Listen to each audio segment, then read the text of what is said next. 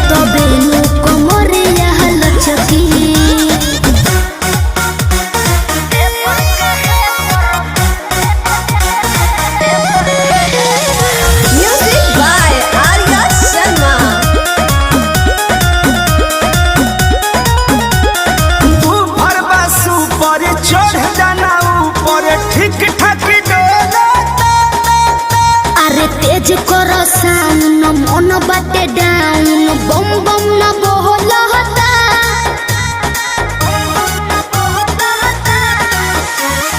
ऊपर बसु पर चढ़ जाना ऊपर ठीक ठाक डोलता।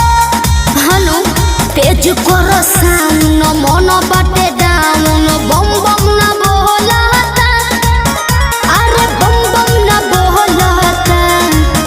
पानी ठोपे ठोपे चुई पाम कचकी कचकी कचकी माये काहे रे तोनी भेपर के है पर मारो तबे नु कमरिया लचकी हो तोनी भेपर के